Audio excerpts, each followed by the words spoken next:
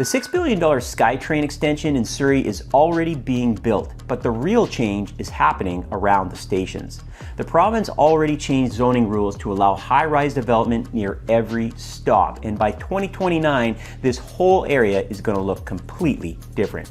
So today, I'm breaking down what's coming and why this project is much bigger than just a train line. A couple of days ago, I flew my drone over Fraser Highway and I was shocked. It didn't really even feel like a normal construction project anymore.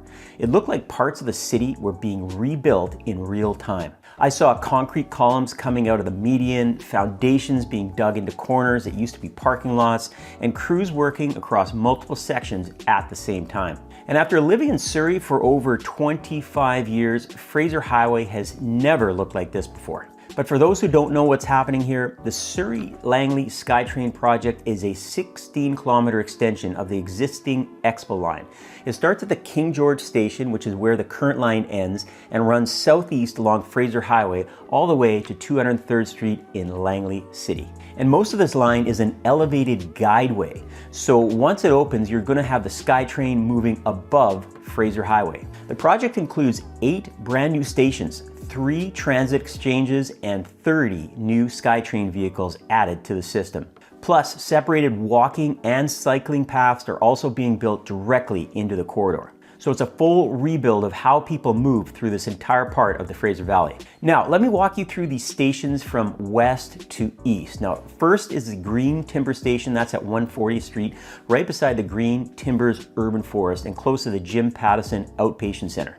Then you've got 152nd Street Station, which becomes a major connection point between South Surrey, White Rock, Guildford, and the rest of Surrey. Moving east, you hit Fleetwood Station at 160th Street in the middle of Fleetwood Town Center.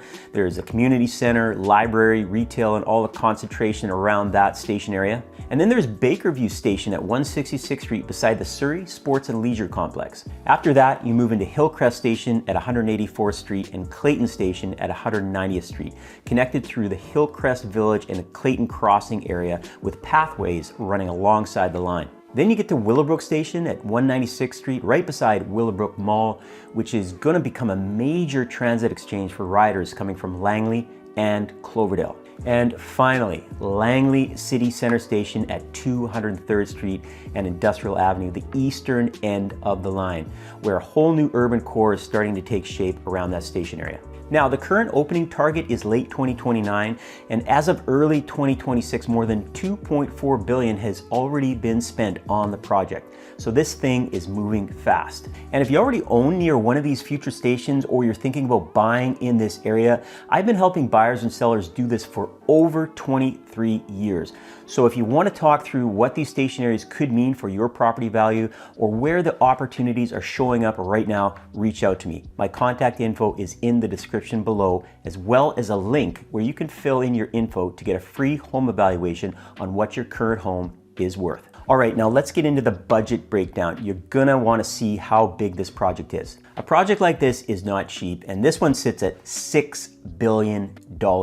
When people hear how much money is being spent, they tend to picture some train tracks and a few stations going up along Fraser Highway, but it's much bigger than that. The official budget covers the elevated guideway, all 8 stations, 30 new automated SkyTrain vehicles, 3 transit exchanges, and the walking and cycling infrastructure being built alongside and underneath the line. And that's only part of the project.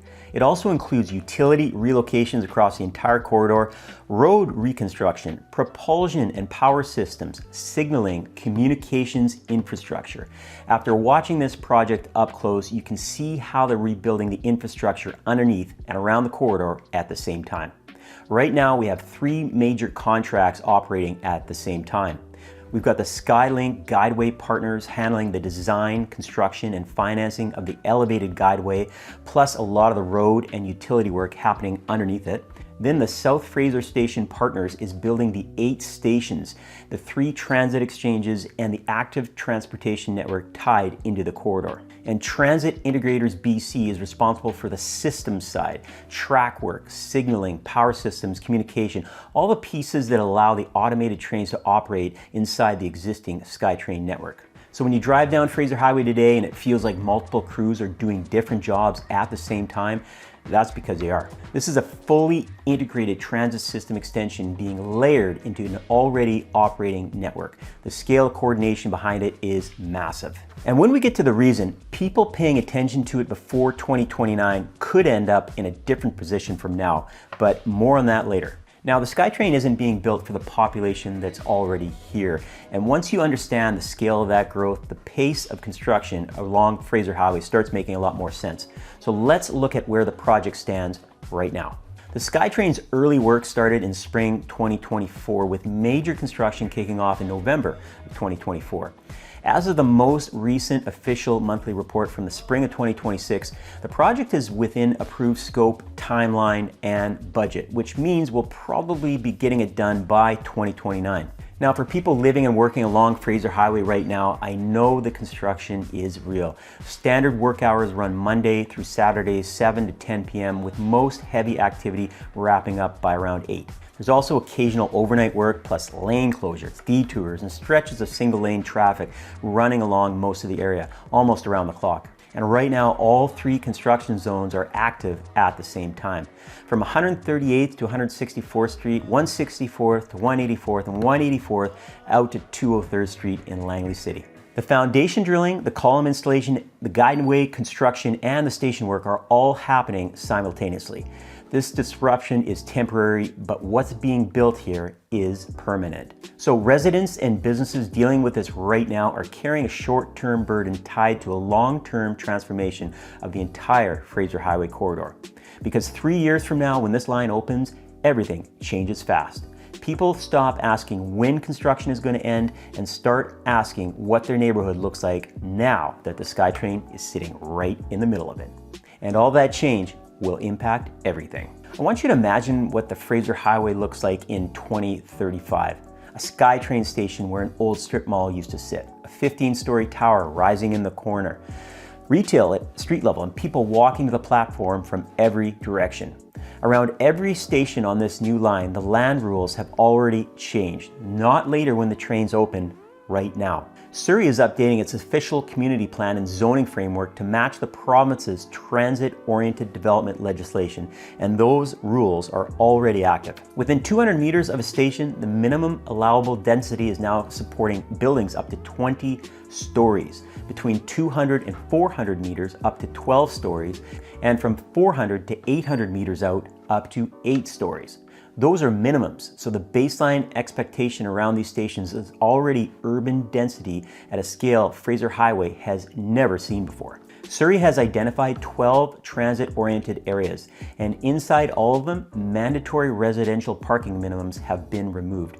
Now, that sounds technical, but it changes development math in a big way. Because once developers no longer have to dedicate huge chunks of underground parking space to parkades, more of the land can go towards housing instead. Projects become easier to finance, which means more projects move forward. And if you want to understand where this is heading, you don't even need to guess.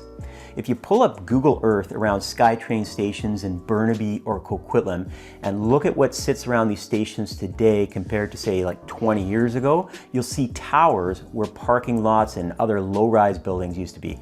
That's the model Surrey is following along the Fraser Highway. But land assembly, financing, and construction take time. The regulatory framework is in place, but towers don't instantly appear overnight just because zoning's changed. Still, the calculus for buyers and property owners has already shifted, and at 152nd Street Station, you can see what this looks like in practice. The province has acquired 14 properties around the future station site, with plans for at least 700 mixed-use homes there. This becomes Surrey's first provincially delivered transit-oriented development along the corridor. So the government isn't just changing zoning and hoping private developers step in. They've publicly said they want to repeat this process at all new 8 stations over the next decade. Now connect that with ridership projections. The line is expected to handle around 56,000 weekday boardings in its first year, growing towards roughly 80,000 by 2050. All of those riders need places to live, shop, eat, work, and move daily. That's why the zoning strategy, the land acquisitions, and the station planning are all tied together. The goal is to build complete walkable neighborhoods around every stop on the line. Then you add in travel time shift. End to end from Langley City Centre to King George is expected to take about 22 minutes. Right now, that same trip can easily take 30 to 35 minutes during peak hours. So once Langley residents can get to Surrey Central, Metrotown, or New Westminster without touching a steering wheel, the map of where people can live and work starts changing. Once you put all of this together, the image of what this area is becoming starts getting clear. The province is changing zoning rules at the same time the SkyTrain extension is being built. And once changes like this get locked in a policy and backed by billions in infrastructure spending, they usually don't get reversed.